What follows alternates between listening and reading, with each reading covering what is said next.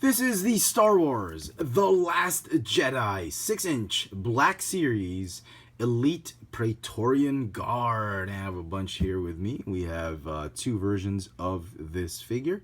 The ones in the middle are the Amazon exclusive Elite Praetorian Guards with the long bladed weapons.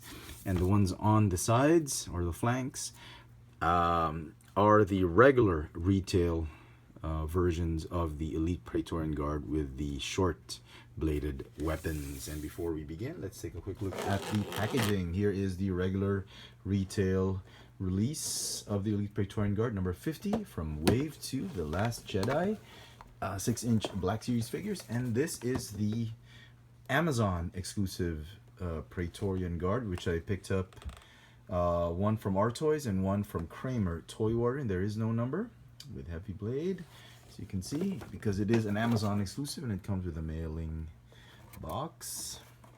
Okay, I didn't get it from Amazon, just to be clear, okay?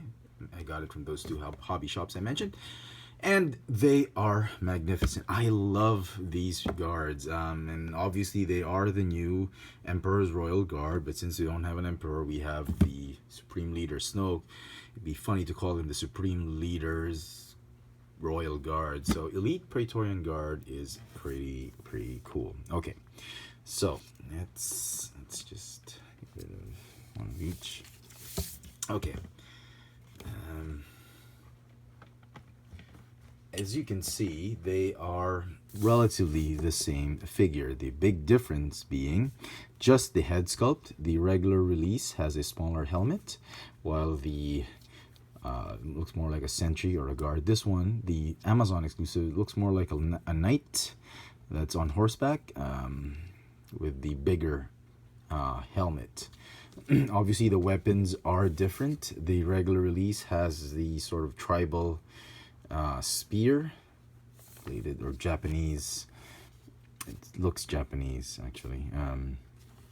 Spear, and this one obviously has the long bladed weapon, which obviously I don't think he's going to wield with one hand.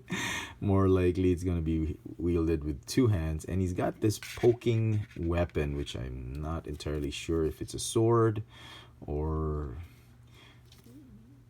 not quite sure what it is. It looks like a rapier of sorts, very thick poking weapon. So yeah. And again, the head sculpt is different, and this particular head sculpt from the regular release allows for better articulation from the ball joint neck that's on a hinge. This one, the same neck joint, but a little bit difficult to put in dramatic poses because of the huge helmet base. Okay. Both figures have the same body, the same soft PVC material for their waist capes, the same sort of scaled armor for the arms and the shoulder pads. Both of them have the removable ball jointed shoulder pads, shoulder armor to allow for better articulation. So again, as I said, that's the articulation for the neck. There's a ball jointed upper torso or midsection. Ball hinge shoulders, ball hinge elbows, which is really funny because I was trying to imagine that this was going to be impossible to pose with all this, but the scaled armor or the sort of medieval armor is made of soft PVC material, at least the one on the elbow joint. Let me see if I can get some more light on it. These are made of tougher plastic here, and here they're molded in, but the one here on the elbow is made of the soft PVC material, which will allow you to pose the elbow joint very nicely. Okay, like that. Okay, he's got a no waist swivel. He's got a ball jointed hip, as you can see, thigh swivel. Excuse me. Thigh swivel is very tight, but rest assured it is there.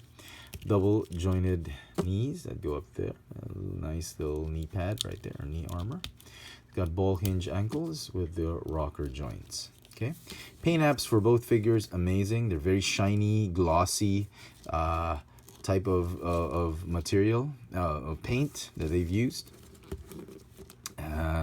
Both of them have that dot, which we've seen in the 3.75 inch, but this one, it is made of a darker type of blue and not that electrostatic all spark blue that we've seen with the 3.75 inch scaled figure. Very, very glossy pants right there. And just the samurai armor, he looks like a feudal Japan samurai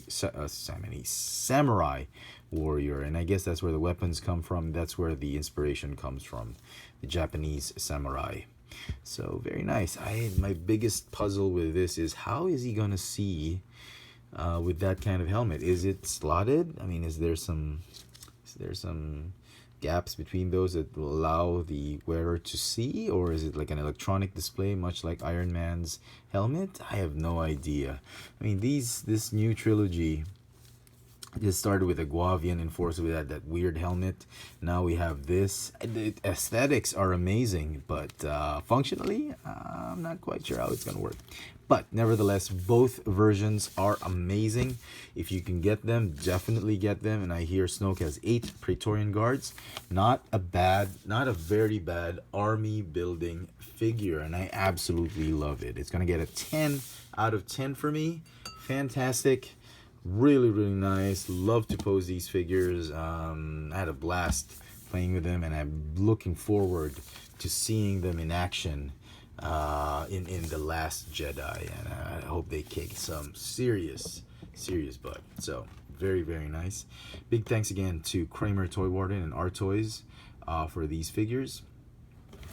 These two retail figures are available at Toy Kingdom or Toys R Us.